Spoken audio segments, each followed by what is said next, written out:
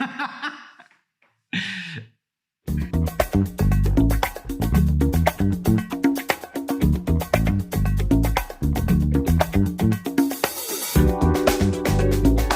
m'appelle Vincent, je suis à moitié savoyard, à moitié tunisien et à moitié lorrain. Ça fait 1,5, je ne sais pas très bien compter pour un DAF. J'ai 3 enfants qui comptent vraiment plus que tout pour moi, et c'est grâce à eux que je me suis lancé dans l'activité de direction administrative et financière en temps partagé. Ça fait 25 ans que je bosse déjà. Je suis parti aux États-Unis en cadre d'une coopération en entreprise et j'ai vécu plusieurs années là-bas. Et j'ai notamment rejoint une société qui s'appelle DoubleClick, qui était le pionnier de la publicité sur Internet, qui est maintenant l'infrastructure technologique pour la publicité de Google.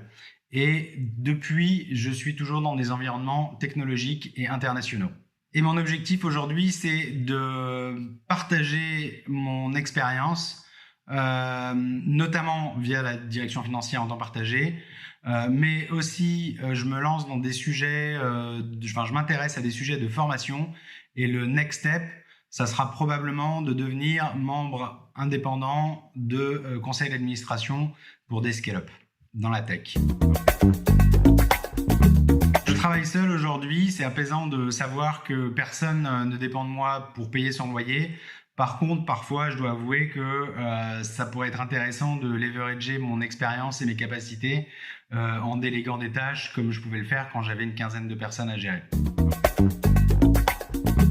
Ça veut dire remplir toutes les missions du DAF pour une structure, en général plutôt petite, mais ou pour plusieurs structures, en fait, c'est ça le principe. Et ces structures n'ont pas besoin d'avoir un directeur financier ou n'ont pas les moyens d'avoir un directeur financier expérimenté 5 jours par semaine, 52 semaines par an. Ça, c'est sur la DAF en temps partagé. Après, qu'est-ce que ça veut dire un DAF? Les missions du DAF, c'est premièrement s'assurer pour la structure des respects des normes comptables, fiscales, URSSAF, etc., etc. Le deuxième point pour le DAF, c'est la construction des outils de pilotage pour aider à prendre les bonnes décisions au bon moment dans la structure. Il y a plusieurs années, j'ai un collègue qui m'a demandé qu'est-ce que c'était mon métier, et je lui ai dit que c'était comme de la plomberie. C'est mettre en place la tuyauterie pour que le flux d'informations soit le plus fluide possible et qu'il n'y ait pas de perte de données d'un endroit à un autre. Après, j'ai peut-être pris cette image-là parce que mon père était plombier, mais voilà. Le troisième aspect du métier du directeur financier, c'est la recherche de financement. Donc, ça peut être soit les subventions, soit des prêts bancaires, soit, suivant les types d'environnement, des levées de fonds en equity, des augmentations de capital avec des fonds d'investissement. En plus de tous ces aspects un peu techniques, il y a un élément qui est extrêmement important, qui est la dimension humaine. Le directeur administratif et financier, très souvent, c'est un manager. Il a une équipe où, soit en direct, soit de prestataires externes, mais il va avoir comme rôle principal de manager cette équipe. Donc, il y a une dimension humaine qui est hyper importante dans le job de directeur financier. C'est donc un job qui demande beaucoup de rigueur, de créativité, d'être capable de prendre des décisions sans avoir forcément toutes les informations disponibles, d'être capable d'aller dans les détails, mais aussi d'être capable de prendre de la hauteur et de voir les choses à moyen et long terme. Et c'est donc pas évident toujours de trouver des bons DAF. C'est de créer, de construire, d'être pionnier. C'est de monter les choses, comme j'ai pu le faire par exemple chez DoubleClick dans la tech dans les années 90. C'est les gens que je trouve parfois le plus pénible. Ce qui m'horripile, c'est 1, la mauvaise foi, et 2, le manque de doute chez mon interlocuteur. Il y a quelqu'un qui a dit le problème dans ce monde, c'est que les gens intelligents, les gens cons sont sûrs d'eux, et les gens intelligents sont remplis de doutes. Après, il faut savoir être assertif de temps en temps, mais voilà, j'aime qu'on doute. Il y a plusieurs parcours. Le premier, c'est type école de commerce. Et le deuxième, c'est type expertise comptable. Et en s'intéressant aux autres activités connexes du métier de la DAF, notamment les sujets de contrôle de gestion, on a toutes les chances de pouvoir évoluer.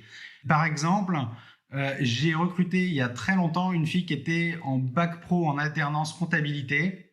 Et 15 ans après, elle est devenue directrice comptable du même groupe et ensuite elle a évolué vers un job de contrôleur financier. Donc tous les chemins mènent à la DAF. On peut imaginer qu'un DAF c'est blindé et ça gagne plein d'oseille, mais très souvent les DAF sont beaucoup moins payés que par exemple les équipes commerciales.